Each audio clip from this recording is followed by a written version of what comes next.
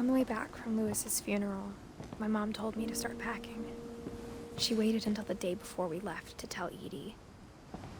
I'm not sure if she wanted to make it easier or harder.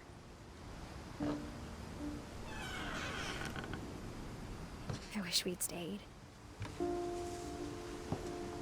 But I understand why we left.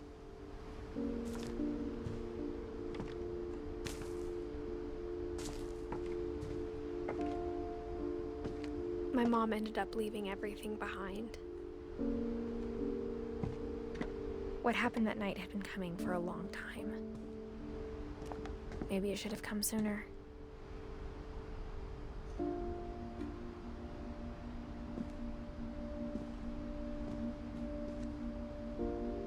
But it had to end one way or another. All that's left now is to tell you about that last night.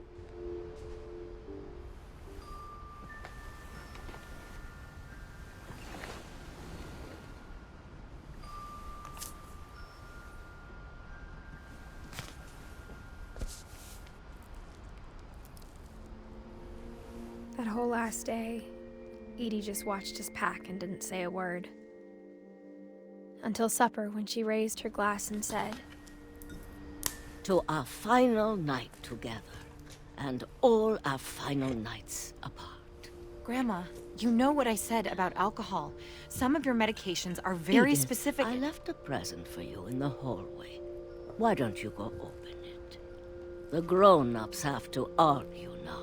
I'm sorry, you're right. We're all leaving tomorrow. Let's just enjoy our last... I'm not leaving. Edith, you're excused.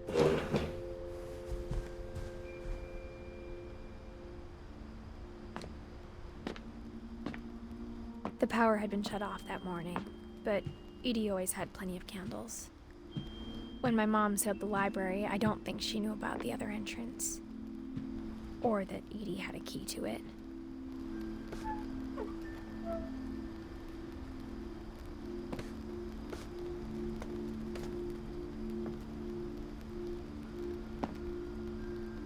That thing you're afraid of isn't going to end when you leave the house. Edith has a right to know these stories. My children are dead because of your stories. I think it's best if Edith and I leave tonight. We'll have the nursing home send a van for you in the morning, okay? Dear Edith, there's so many stories I wish I could tell you, but there's only time for one. This is about what happened on the night you were born. That night, the tide went way, way out. It was the first and last time I ever saw the old house aground. There'd been an earthquake out in the middle of the ocean. They called it the lowest tide in 1,000 years. God, it smelled awful. You know, I've seen that house every day of my life.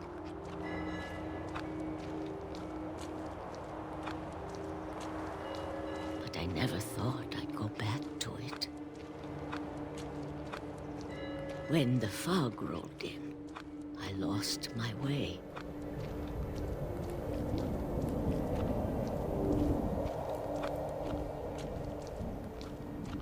I got turned around.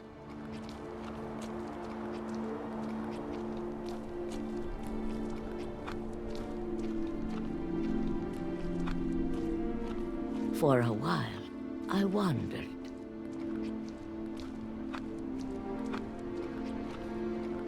I started seeing things.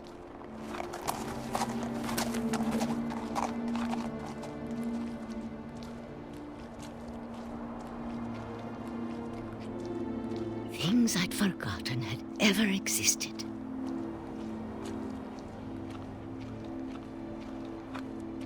But when I saw them, they felt like old friends. That night, a lot of things came back to me. Or maybe I came back to them.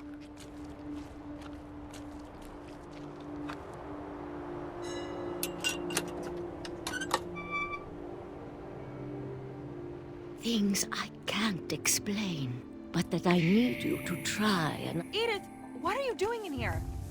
It's mine. Edith! Mom, you're gonna rip it! Let go! I kicked and screamed, but Mom dragged me to the car. I never saw Great Grandma Edie again. The next morning, the van came to pick her up, but she was already gone. After that, we moved around a lot.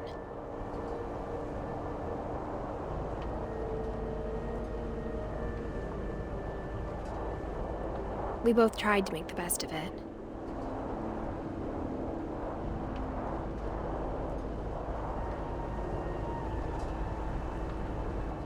A few years went by.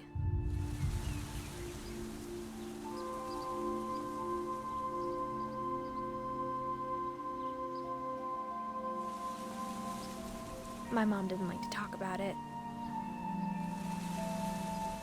but she started getting sick a lot.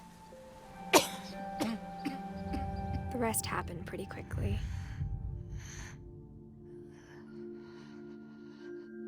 She got better for a while, and then she didn't.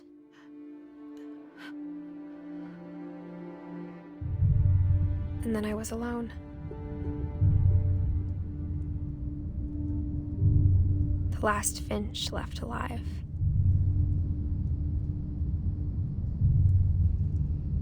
Until I found out about you. I'm still not sure what to tell you about all this. If we lived forever, maybe we'd have time to understand things. But as it is, I think the best we can do is try to open our eyes. And appreciate how strange and brief all of this is. This journal was supposed to be for you. But now I hope you'll never see it. I just want to meet you and tell you all these stories myself. But I guess if you're reading this now, things didn't work out that way.